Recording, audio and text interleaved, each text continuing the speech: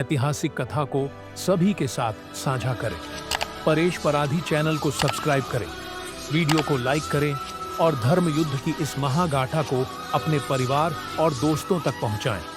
क्या तुमने कभी सोचा? एक समय की बात है जब धरती और आकाश के बीच एक भयानक संघर्ष छिड़ गया। दैत्यों के अत्याचार से पृथ्वी कराह उठी और देवता भी उनके सामने असहाय हो गए। ये कहानी है माँ काली के जन्म की, जो न केवल संहार की देवी हैं, बल्कि रहस्य और शक्ति का प्रतीक भी है। ये कहानी आपको रोंगटे खड़े कर देगी और हर पल आपको इसका इंतजार रहेगा। दैत्य राज रक्तबीज ने अपने अत्याचारों से तीनों लोगों को त्रस्त कर दिया था। उसके रक्त की हर बूंद से एक नया रक्तबीज पैदा हो जाता था, जिससे उसका वध करना असंभव हो गया था। देवता भी उसके सामने हार मान चुके थे। ये रक्तबीज तो अजेय हो गया है, हमारी शक्तियाँ भी उसके सामने फीकी पड़ गई हैं। अब क्या होगा? हमें महादेव की शरण में जाना होगा, केवल वही हमें इस संकट से उबार सकते हैं। देवताओं की प्रार्थना सुनकर महादेव का क्रोध प्रज्वलित हो उठा। उन्होंने अपने तीसरे नेत्र को खोला और उसकी ज्वाला से एक दिव्य शक्ति प्रकट हुई। यह शक्ति थी माँ काली की। हे देवताओं, यह शक्ति रक्तबीज का वध करेगी। यह मेरे क्रोध का प्रतीक है और यह संहार की देवी के रूप में प्रकट होगी। महादेव के क्रोध से प्रकट हुई यह शक्ति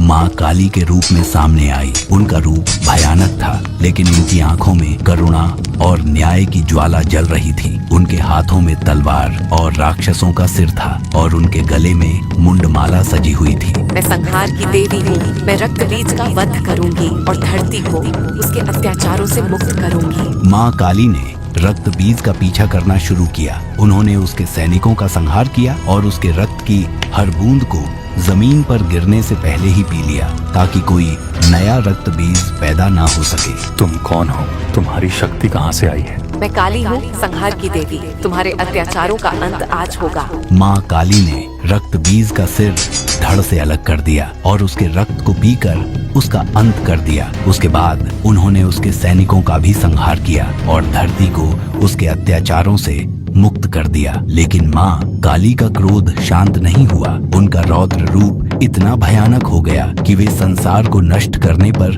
उतारू हो गईं। तभी महादेव ने हस्तक्षेप किया। माँ काली, तुम्हारा क्रोध अब शांत होना चाहिए। तुमने अपना कार्य पूरा कर लिया है। महादेव, मेरा क्रोध अभी शांत नहीं हुआ है। मैं संसार का संहार करूंगी। महादेव ने माँ काली के क्रोध को शांत करने के लिए एक अनोखा उपाय किया। वे उनके सामने लेट गए और उनके पैरों के नीचे आ गए। जैसे ही माँ काली ने महादेव को अपने पैरों के नीचे देखा, उनका क्रोध शांत हो गया। महादेव, मैंने अपना क्रोध खो दिया, मुझे क्षमा करें। माँ काली, तुम्हारा क्रोध धर्म के लिए था, लेकिन अब संसार को तुम्हारी करुणा की आवश्यकता है। माँ काली ने रक्तबीज का वध करके धरती को उसके अत्याचारों से मुक्त किया, लेकिन उनका क्रोध शांत होने के बाद वे करुणा और शांति की देवी बन गईं। यह हमें सिखाता है कि क्रोध को नियंत्रित करना कितना महत्वपूर्ण है। माँ काली और महादेव के मिलन के बाद संसार में शांति स्थापित हो चुकी थी। अधर्म का नाश हो गया था और धर्म का प्रकाश चारों ओर फैल चुका था। लेकिन कहानी यहीं खत्म नहीं होती। असली परीक्षा अभी बाकी थी। महादेव और माँ काली ने संसार को संतुलित कर दिया है, लेकिन कलयुग की भविष्यवाणी अभी भी बरकरार है। क्या हम आने वाली चुनौतियों के लिए तैयार हैं? देवताओं की प्रार्थना सुनकर महादेव और माँ काली ध्यानस्थ हुए। उन्होंने ब्रह्मांड की ऊर्जा का अनुभव किया और भविष्य के संकेत देखे। महादेव, कलयुग में अधर्म और अज्ञान का अंधेरा छा जाएगा। क्या हमें फिर से संहार करना होगा? संहार ही हर समस्या का समाधान नहीं है माँ। हमें लोगों के हृदय में प्रेम, करुणा और सत्य का प्रकाश जलाना होगा। महादेव और माँ काली ने मानव रूप में धरती पर अवतरण किया। उन्होंने साधारण मनुष्यों के बीच रहकर उन्हें धर्म का मार्ग दिखाया। सत्य, प्रेम और करुणा ही कलयुग में मानव का मार्गदर्शन करेंगे। जब जब अधर्म बढ़ेगा, हम किसी न किसी रूप में प्रकट होंगे, लेकिन अब हमारा रूप करुणा का होगा, न कि क्रोध का। उनके उपदेशों से समाज में धीरे धीरे परिवर्तन आने लगा। लोग अपने कर्तव्यों का पालन करने लगे। अधर्म का नाश अपने आप होने लगा। माँ काली और महादेव के प्रयासों से सत्य की ज्योति फैल गई। महादेव और माँ काली ने मानव जाति को